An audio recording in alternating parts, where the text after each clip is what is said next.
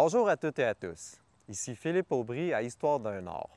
Lors du dernier épisode, on se laissait à la sortie du pont Marius Dufresne, construit en 1945, lequel a remplacé le pont Bel-Air en bois, qui atterrit sur l'île Bel-Air. Aujourd'hui, on reprend ensemble la route 11. Si c'est le premier épisode aujourd'hui que vous écoutez de la série sur la route 11, eh bien, je vous recommande de faire le reste du trajet en partance de Montréal avec moi dans l'épisode 1 que je vous partage ici, afin de ne rien manquer. Allez-y, je vais vous attendre pour l'épisode d'aujourd'hui. Promis.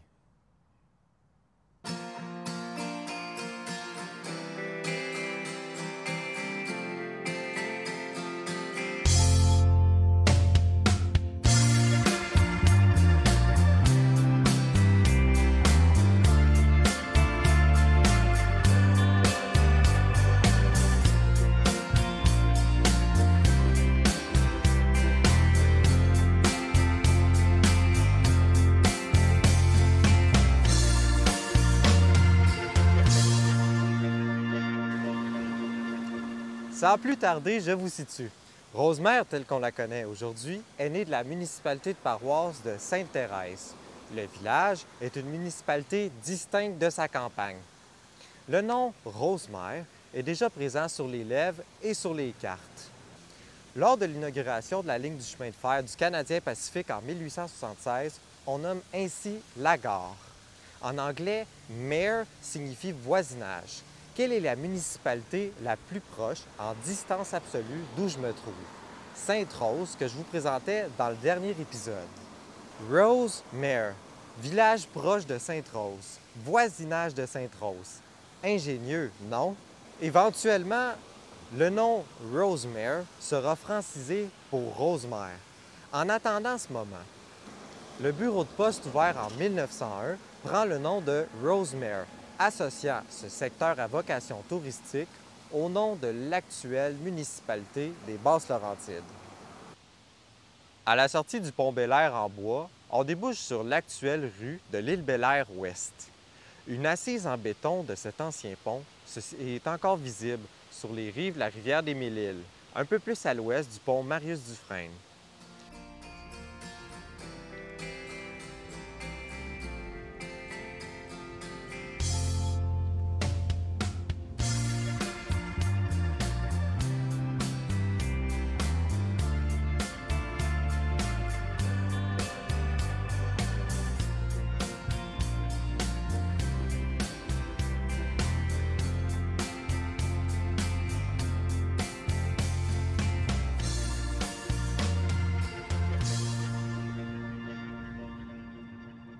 À partir de cette rue, on rejoint l'actuel boulevard du Curé-Labelle, ici.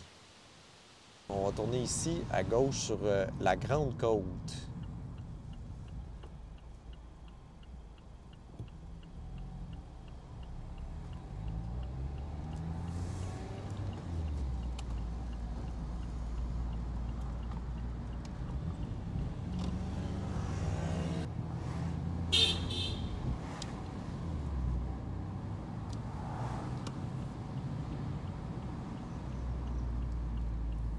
La route nationale, la route 11, on rejoint ici la montée Sange pour aller vers le village de Sainte-Thérèse.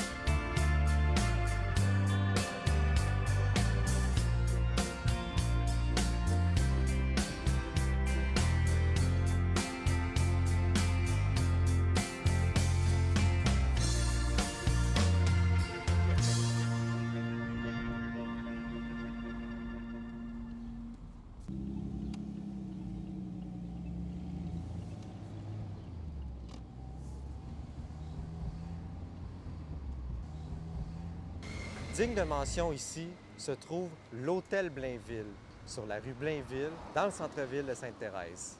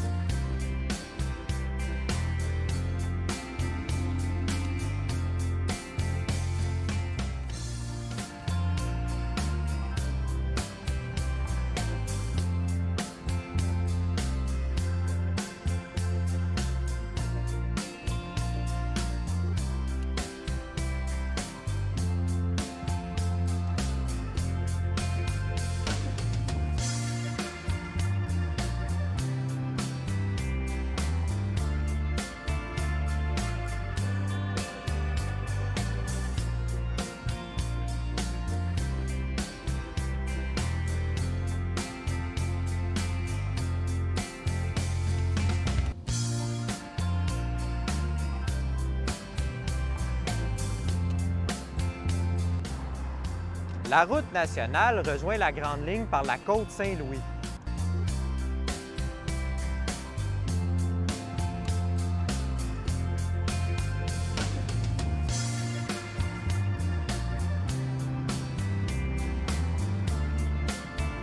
La Grande Ligne est ouverte à la circulation en 1805 entre Sainte-Thérèse et Saint-Jérôme. Un service de diligence quotidien assurait les déplacements de la rivière des Mille-Îles vers la capitale des Hautes-Laurentides. Le tracé est très plat, mais surtout rectiligne. Il n'y a aucun obstacle à contourner dans les terres des Basses-Laurentides. La 11 à cette hauteur avait mauvaise réputation. Elle avait 3 voies. Mais attention, pas 3 voies de circulation par côté. Une pour chaque direction et une voie centrale pour permettre de dépasser ou de tourner à gauche, un petit peu comme aujourd'hui. Vous êtes probablement à mesure d'imaginer que les collisions frontales sont nombreuses sur cette route. Après Sainte-Thérèse, nous voici donc à Saint-Janvier. Monsieur Guy Thibault me racontait que dans son jeune temps, avec ses amis, la route était encore ainsi configurée. Il n'était pas rare que 2 conducteurs choisissent de prendre la voie centrale, un en face de l'autre en vue de dépasser. Le hic, c'est qu'éventuellement, il faut retourner à la voie dédiée au sens de la circulation. Parfois, on confrontait l'autre conducteur face à nous pour le faire tasser. On s'entend que ça peut mal finir. La 11 avait donc la réputation d'être très meurtrière, un petit peu comme l'autoroute 50 de nos jours. Rendue à l'intersection de l'autoroute 50 de nos jours, la route 117 continue en ligne droite vers Saint-Antoine.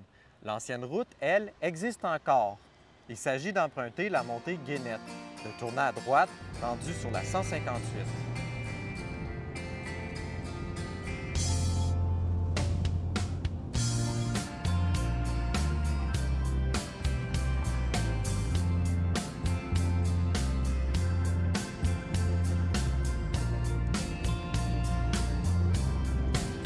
Regardez les voitures sur la gauche. Elles roulent sur l'autoroute des Laurentides, inaugurée en 1959. Nous, on se trouve sur la montée Guénette, tout juste à côté.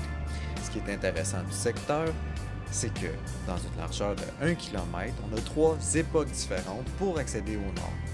L'autoroute des Laurentides, la 11 originale, la montée Guénette, et la 117 à 4 voies. Le carrefour original a été modifié. La construction de la bretelle de l'autoroute des Laurentides a effacé une partie du tracé. Selon la carte topographique de 1933, on voit que le croisement des routes 41, qui est l'actuelle route 158, et de la route 11 s'effectue ici, près de la maison qui abrite Tourisme Laurentide à Saint-Antoine. À partir d'ici, je me suis permis d'estimer que la route 11 passait par ce qui est aujourd'hui la rue Lair. Pourquoi? Regardez ce pont. Qui construirait un tel ouvrage pour une rue avec 2 ou 3 maisons en cul-de-sac?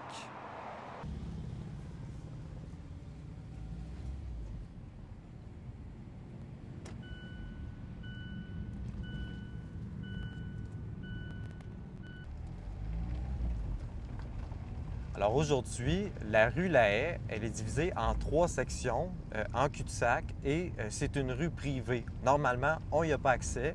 Pour les besoins de l'épisode, j'ai eu l'autorisation de m'y promener. La rue La Haye rejoint l'actuelle route 158.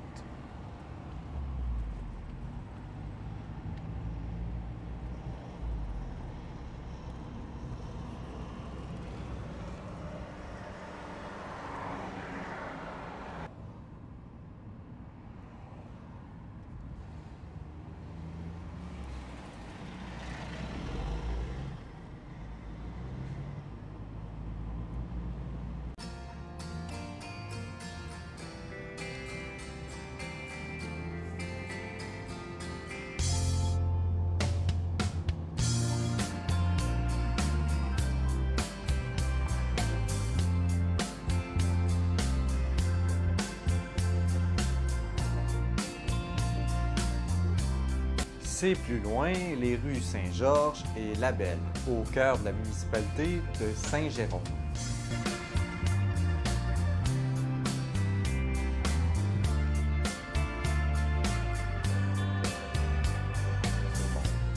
Ouais.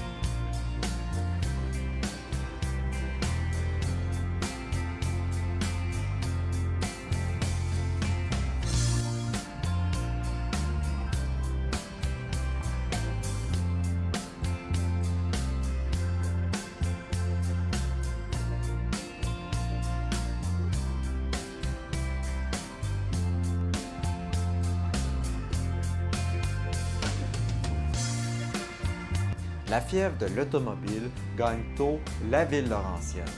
Dans les années 1920, on y tient déjà des salons de l'auto. Il y a aussi des vendeurs de voitures. Évidemment, la capitale du Nord dépense beaucoup d'argent avec les emprunts gouvernementaux prévus sous la loi sur les bons chemins. Saint-Jérôme n'hésite pas à macadamiser, c'est-à-dire asphalter, les rues de son noyau urbain.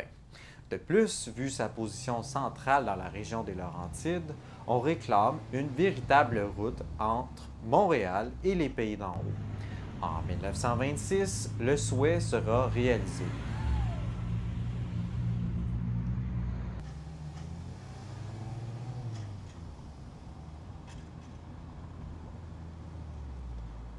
Passé. Parce que ce qui est intéressant avec Saint-Jérôme, c'est qu'encore aujourd'hui, la 117, qu'à l'époque c'est la route 11, c'est le même tracé. On passe carrément dans le centre-ville comme à l'époque.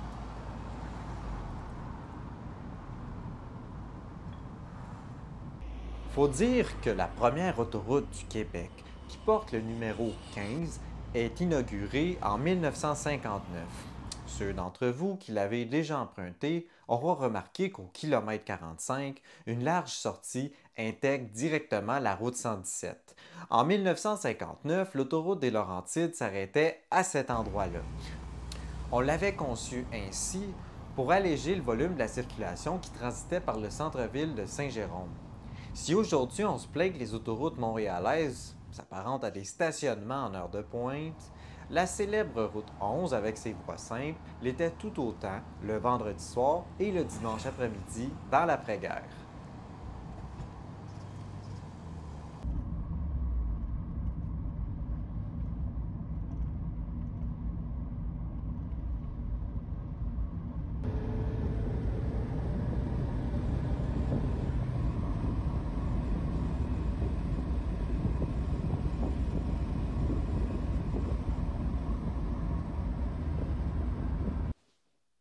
Si Jean-Pierre Ferland nous chantait à 100 000 à l'heure sur la route 11, ne tentez pas l'expérience à l'époque. On voit bien que la route nationale passait par tous les villes et villages. On instaure des règles auxquelles les conducteurs des voitures doivent se plier. La vitesse est souvent réduite dans les centres-villes par les conseils municipaux pour permettre un environnement sécuritaire, mais surtout un meilleur partage de la route. Entre les villes et les villages, la route ne permet pas de devenir un pilote de course non plus. La première version de la route 11, celle de 1926, n'est pas asphaltée sur toute sa longueur avant 1945.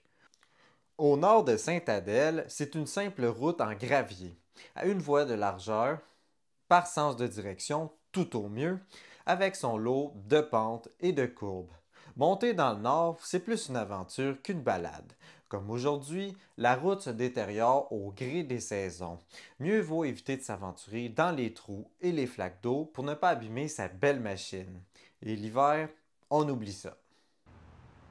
L'épisode d'aujourd'hui nous a fait découvrir le parcours des Basses-Laurentides. Il est caractérisé à l'époque par de grands champs entre les municipalités. Après un arrêt dans la capitale laurentienne, le prochain épisode sera un peu plus montagneux, car nous entrons ensemble dans le cœur des Laurentides, le paradis du ski. Allez, rendez-vous le 20 octobre pour le prochain épisode.